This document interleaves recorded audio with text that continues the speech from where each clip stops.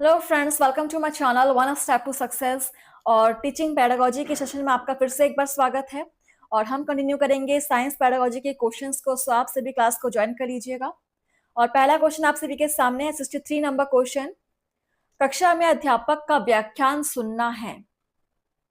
Option है सूचनात्मक श्रवण, मूल्यांकित श्रवण, जोर दिया गया श्रवण या इनमें से कोई नहीं। कक्षा में अध्यापक का लेक्चर सुनना या व्याख्यान सुनना किस प्रकार का श्रवण है? यह आपका सूचनात्मक श्रवण, कि आप टीचर जो आपको पढ़ा रहे हैं उस लेक्चर में से आप वो ग्रहण कर रहे हो, सूचना ग्रहण कर रहे हो। ठीक है, option first is correct. Question number 64।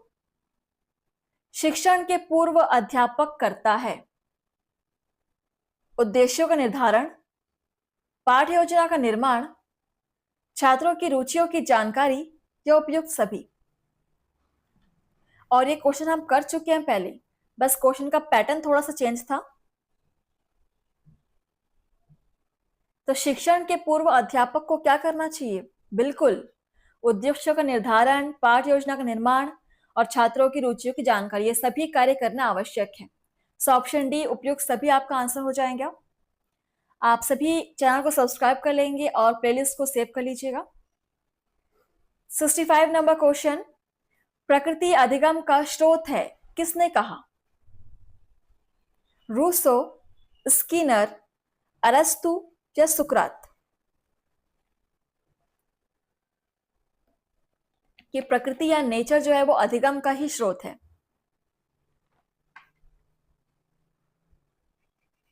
ये कहा है आपके रूसो जी ने। ठीक है, रूसो जी ने ऐसा कहा है। बिल्कुल इस क्वेश्चन को आप नोट कर लीजिए, इंपॉर्टेंट है। कथन, अभिकथन वाले क्वेश्चंस बहुत इंपॉर्टेंट होते हैं एग्जाम में, अक्सर रिपीट में पूछते हैं क्वेश्चन को। 66 नंबर क्वेश्चन देखिए। वैज्ञानिक सोच का महत्वपूर्ण लक्षण है सामान्यीकरण, विशिष्टीकरण, गुणवत्ताकरण, राजनीतिकरण। वैज्ञानिक सोच का महत्वपूर्ण लक्षण।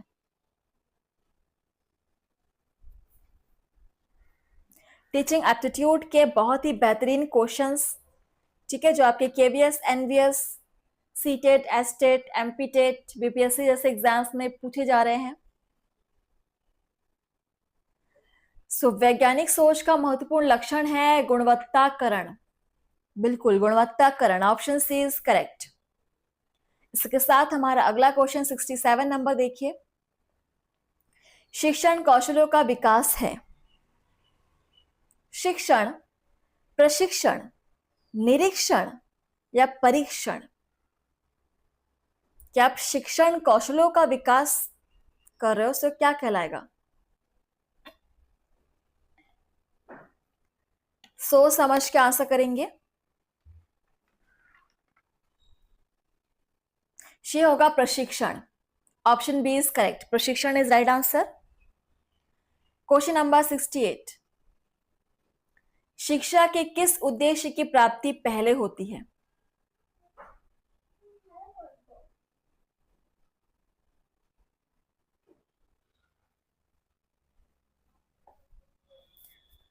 शिक्षा के किस उद्देश्य की प्राप्ति पहले होती है? क्रियात्मक, ज्ञानात्मक, ध्यानात्मक या भावात्मक।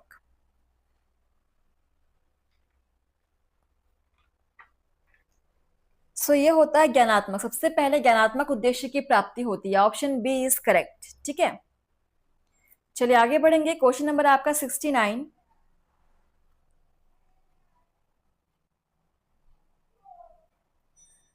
पाठ्यक्रम विकास का आयाम है अनुभव आयाम, अनुदेशन आयाम, पाठ्यवस्तु आयाम या उपयुक्त सभी। पाठ्यक्रम विकास का आयाम क्या हो जाएगा? अनुभव, अनुदेशन और पाठ्यवस्तु, ये तीनों ही आयाम हो जाएंगे पाठ्यक्रम का विकास का आयाम। So option D is correct, उपयुक्त सभी हो जाएगा आंसर। क्वेश्चन नंबर 70 देखेंगे।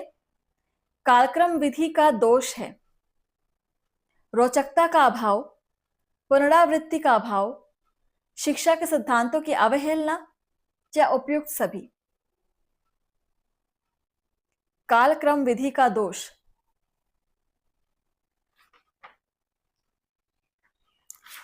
सो यहाँ पर रोचकता का अभाव, पुनरावृत्ति का अभाव और शिक्षा के सिद्धांतों की अवहेलना, ये सभी आंसर हो जाएंगे कालक्रम विधि के दोष के अंतर्गत। सो ऑप्शन फिर से आपका उपयुक्त सभी, ऑप्शन डी इज करेक्ट।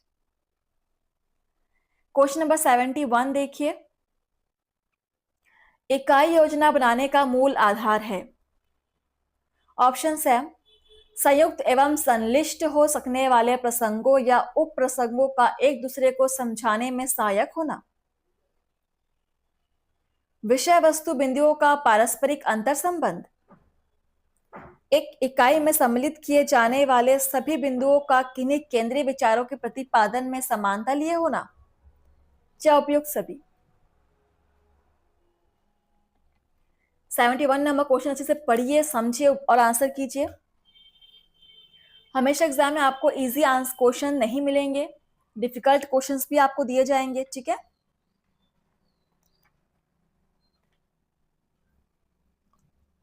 तो देखिए यहाँ पर इकाई योजना बनाने का मूल आधार, बिल्कुल ये सारे पॉइंट्स इसमें आ जाएंगे।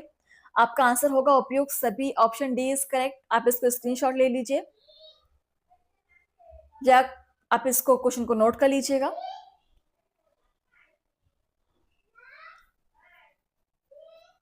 चलिए आगे बढ़ेंगे, क्वेश्चन नंबर 72। 72 नंबर क्वेश्चन, सूक्ष्म शिक्षण का संबंध है शिक्षण प्रशिक्षण से, शिक्षण अधिगम से, शिक्षा शिक्षण से, या इनमें से कोई नहीं। सूक्ष्म शिक्षण का संबंध किससे होगा?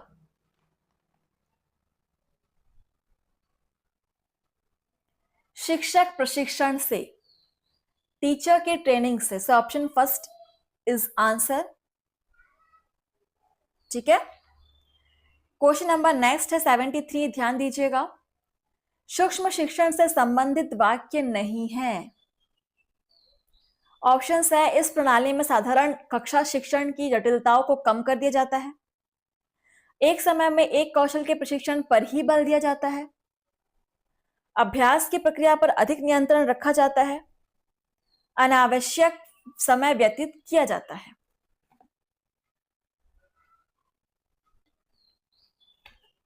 इनमें से कौन सा वाक्य सूक्ष्म शिक्षण से संबंधित नहीं है?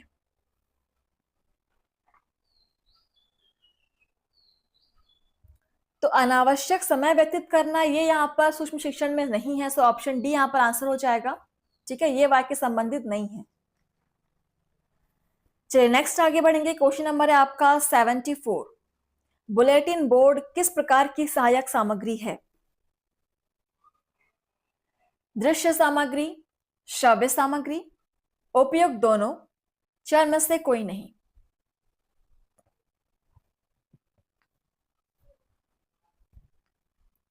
बुलेटिन बोर्ड किस प्रकार की सामग्री है?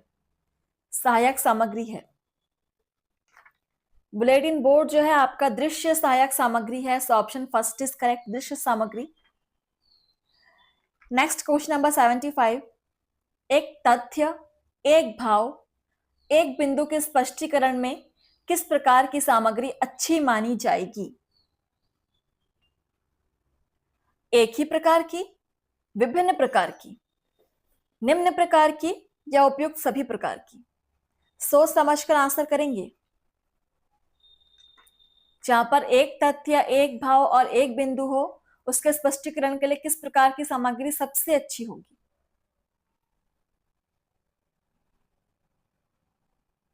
जितने भी सारे यूनिक और नए क्वेश्चन है आप सभी को नोट कर सकते हैं, अदरवाइज प्लेलिस्ट तो आपको हमेशा अवेलेबल ही है, आप यहाँ पर भी प्रैक्टिस कर सकते हैं कभी भी आकर के।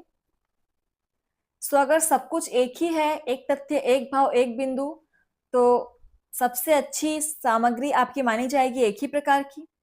सो बिल्कुल option first is correct. Question number 76। शिक्षण प्रतिमान के तत्व हैं उद्देश्य, संरचना, मूल्यांकन प्रणाली, उपयुक्त सभी। 76 नंबर क्वेश्चन, शिक्षण प्रतिमान के तत्व,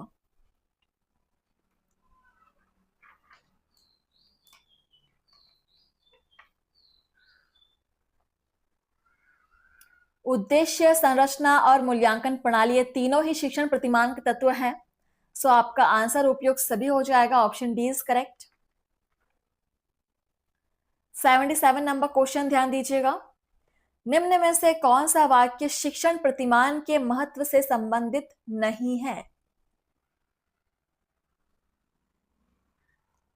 ऑप्शंस है, शिक्षण प्रतिमान अधिगम पर आधारित होते हैं, शिक्षण में निरंतर गुणात्मक सुधार लाते हैं, या किन्हीं विशेष प्रकार के शिक्षण उद्देश्यों की रूपरेखा प्रस्तुत करते हैं।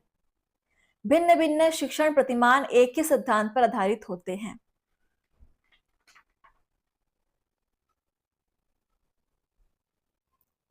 कौन सा शिक्षण प्रतिमान के महत्व से संबंधित नहीं है बोला गया है?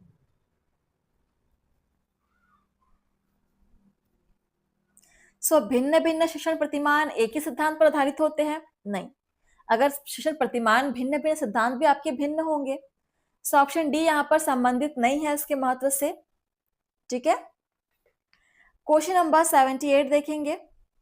पाठ्य पुस्तक या टेक्स्ट बुक्स किसके लिए आवश्यक हैं? शिक्षक के लिए, शिक्षार्थी के लिए, शिक्षण के लिए, या उपयुक्त सभी?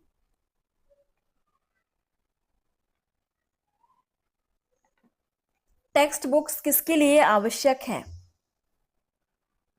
78 नंबर क्वेश्चन। ये शिक्षक, शिक्षार्थी और शिक्षण, टीचर, स्टूडेंट और टीचिंग, इन तीनों के लिए आवश्यक है आपके text books. Option D is correct, उपयुक्त सभी। और अगला क्वेश्चन नंबर है 79। पाठ्यक्रम संगठन से संबंधित वह कौन सा उपागम है जिसमें प्रकरणों को श्रृंखला में संगठित किया जाता है? ऑप्शन है, समकेंद्रित उपागम, प्रकरण उपागम, कालचक्र उपागम, या सम्मिश्रण उपागम। पढ़िए अच्छे से। पाठ्यक्रम संगठन से संबंधित वह कौन सा उपागम है जिसमें प्रकरणों को श्रृंखला में संगठित किया जाता है?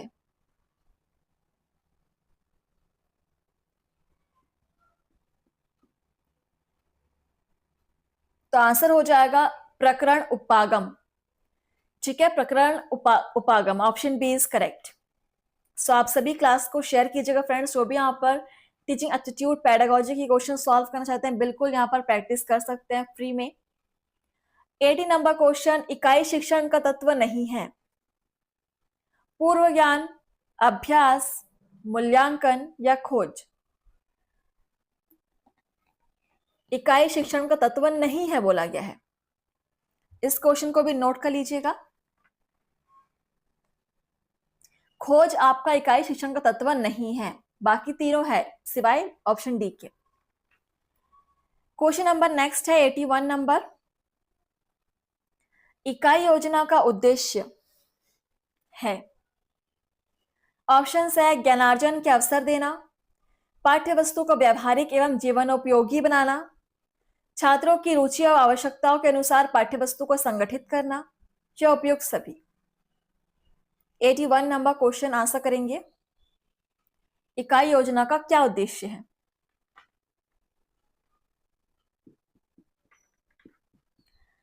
यहां पर ये तीनों ऑप्शन ही आपके बिल्कुल सही हैं। इकाई योजना के उद्देश्य के अंतर्गत तीनों ऑप्शन ही आ जाएंगे। यहाँ पे आपका आंसर फिर से ऑप्शन डी उपयुक्त सभी हो जाएगा। इस क्वेश्चन को भी आप नोट करेंगे, स्क्रीनशॉट लेना चाहे ले सकते हैं।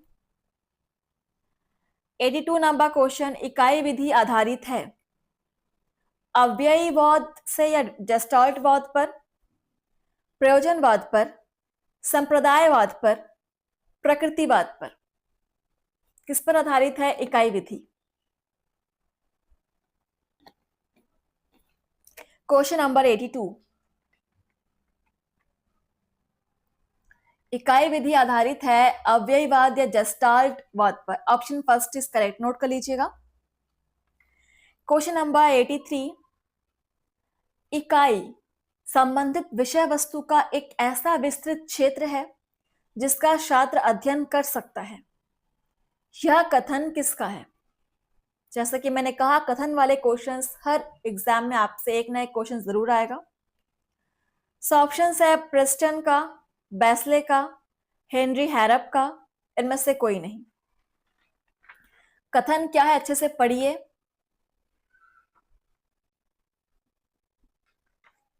कि इकाई संबंधित विषय वस्तु का एक ऐसा विस्तृत क्षेत्र जिसका छात्र अध्ययन कर सकता है।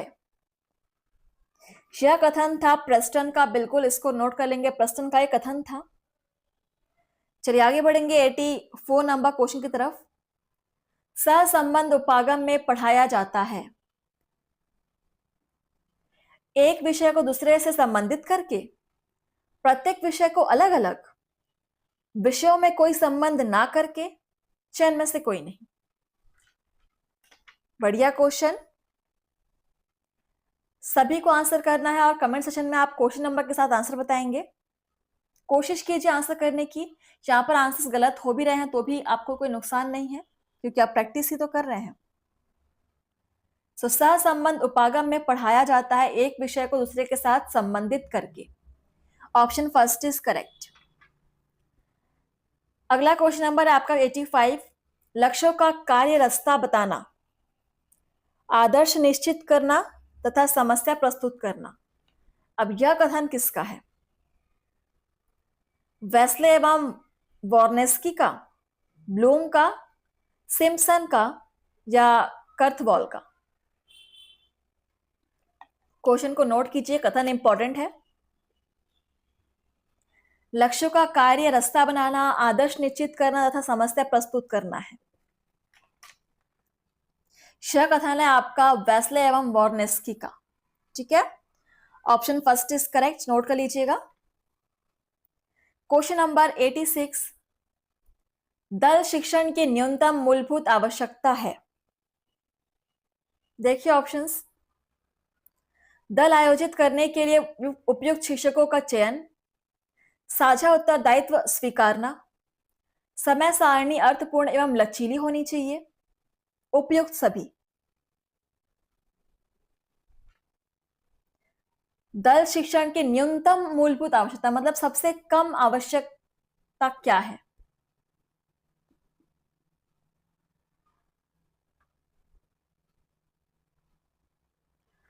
तो दल शिक्षण की न्यूनतम मूलभूत आवश्यकता ये सभी हो जाएंगे आपके आंसर। तीनों ऑप्शन से आपकी न्यूनतम मूलभूत आवश्यकताएं हैं। So option D is correct, उपयुक्त सभी। इसको भी आप नोट कर सकते हैं, स्क्रीनशॉट ले सकते हैं। चलिए आगे बढ़ेंगे। हमारा अगला क्वेश्चन है 87। एक व्यापक संदर्भ में विज्ञान शिक्षण है। विज्ञान चिंतन की एक प्रविधि, नवीन ज्ञान अर्जित करने का एक साधन, प्राकृतिक संसार के बोध का एक माध्यम, उपयुक्त सभी।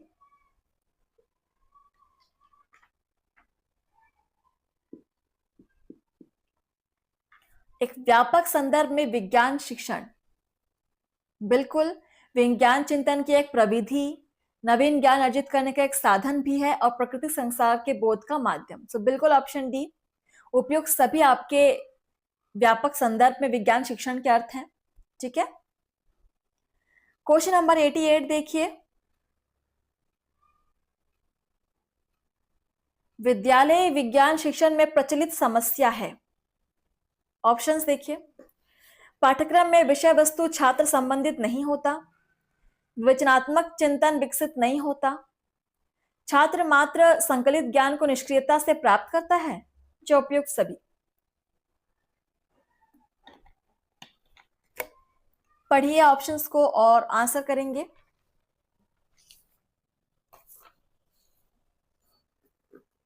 कि विद्यालयी विज्ञान शिक्षण में प्रचलित समस्या क्या है? ये सभी आपकी प्रचलित समस्याएं हैं विद्यालयीन विज्ञान शिक्षण के। अगेन आपका आंसर हो जाएगा ऑप्शन डी। चलिए नेक्स्ट क्वेश्चन की ओर बढ़ेंगे। 89 नंबर क्वेश्चन देखिए। छात्र केंद्रित अधिगम से छात्रों की किस योग्यता में वृद्धि होती है? ऑप्शंस है ज्ञान प्रत्यास्मरण में, बौद्धिक सामर्थ्य में, ज्ञान के वर्गीकरण एवं आयोजन की योग्यता में, या उपयुक्त सभी।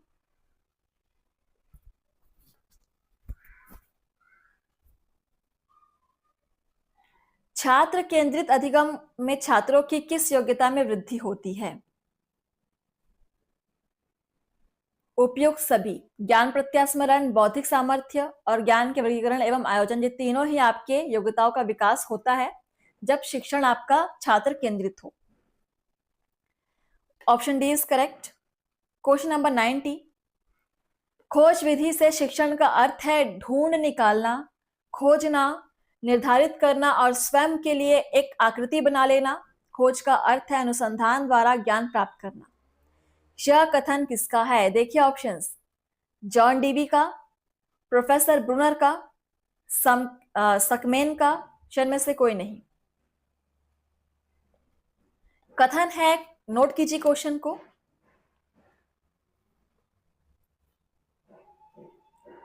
देखिए यह कथन जो है आपका प्रोफेसर ब्रूनर का कथन था, so option B is correct. ठीक है। Question number next 91। प्रत्येक व्यक्ति को विज्ञान का बोध उसकी उपलब्धियों तथा प्रत्येक व्यक्ति को विज्ञान का बोध, इसकी उपलब्धियों तथा उसकी सीमाओं का ज्ञान आवश्यक है, अनुपयोगी है, व्यर्थ है या अतार्किक है? सो प्रत्येक व्यक्ति को विज्ञान का बोध, इसकी उपलब्धियों तथा इसकी सीमाओं का ज्ञान बिल्कुल आवश्यक है, पता होना चाहिए सभी को, बहुत इंपॉर्टेंट है। Option first is correct. ठीक है। Question number 92। विज्ञान सबके लिए, साइंस फॉर ऑल नामक पुस्तक कब प्रकाशित की गई? 1983, 1980, 1987, 1985। नोट करेंगे, क्वेश्चन इंपॉर्टेंट है। साइंस फॉर ऑल ये पुस्तक कब प्रकाशित की गई? 1983 में। ठीक है, option first is correct, note कर लीजिएगा। 1903 नंबर क्वेश्चन, उद्देश्य के अभाव में अधिगम शिक्षण प्रक्रिया हो जाती है। दिशाहीन, गतिहीन, मूल्यहीन या उपयुक्त सभी? उद्देश्य के अभाव में अधिगम शिक्षण प्रक्रिया ये हो जाएगी आपकी दिशाहीन, गतिहीन, मूल्यहीन, तीनों ही हो जाएगी। ना दिशा रहेगी, ना मूल्य रहेगा, ना गति रहेगी। सो ऑप्शन डी उपयुक्त सभी आंसर हो जाएंगे। Question number 94। शिक्षण क्रियाओं की एक विधि है जो सीखने की उत्सुकता जागृत करती है। यह कथन किसका है? बी ओ स्मिथ का, एन एस गेज का, मॉरिसन का या हेमन का? कथन है, नोट करेंगे क्वेश्चन को। शिक्षण क्रियाओं की एक विधि है जो सीखने की उत्सुकता जागृत करती है। यह कथन है आपके बी ओ स्मिथ का, बिल्कुल option first is correct, B O Smith का। Question number 95। शिक्षण के तत्व हैं शिक्षक एवं शिक्षार्थी, विषय वस्तु, शिक्षण विधियां एवं अधिगम वातावरण या उपयुक्त सभी? शिक्षण के तत्व, उपयुक्त सभी आपके शिक्षण के तत्व हो जाएंगे। Option D is correct. ठीक है, नोट कर लेंगे, ऐसे क्वेश्चन एग्जाम में बार बार रिपीट होते हैं। 96 नंबर क्वेश्चन देखिए, समस्या समाधान विधि को शिक्षण अधिगम प्रक्रिया में एक महत्वपूर्ण स्थान दिया गया है, क्योंकि? ऑप्शंस देखिए, यह छात्रों में विवेचनात्मक चिंतन के विकास में सहायक है, छात्रों की सृजनात्मक अभिव्यक्ति में सहायक है, तार्किक विवेचन में सहायक है या उपयुक्त सभी? सो आज आपके साइंस पेडागोजी की क्वेश्चंस हम यहीं पे फिनिश करेंगे। इसके बाद हम स्टार्ट करेंगे एक नया सब्जेक्ट का, हो सकता है मैथ्स पेडागोजी पे हम क्वेश्चंस सॉल्व करें। ठीक है, देखिए, तो समस्या समाधान विधि को शिक्षण अधिगम प्रक्रिया में एक महत्वपूर्ण स्थान दिया गया है। कारण है उपयुक्त सभी, छात्रों के विवेचनात्मक चिंतन में विकास भी करता है, सृजनात्मक अभिव्यक्ति में भी सहायक है, तार्किक विवेचन में भी सहायक है। So option D is correct, उपयुक्त सभी आंसर हो जाएगा। और सेशन का लास्ट क्वेश्चन देखिए, 97 नंबर क्वेश्चन, प्रौद्योगिकी आधारित शिक्षण विधि है, अभिक्रमित अधिगम, कंप्यूटर सहायता प्राप्त अधिगम, अनुदेशन की व्यक्तिक प्रणाली या उपयुक्त सभी।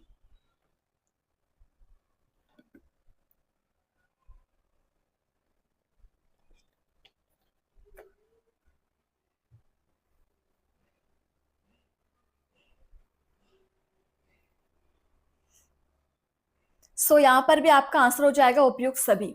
ठीक है, ऑप्शन डी इज करेक्ट।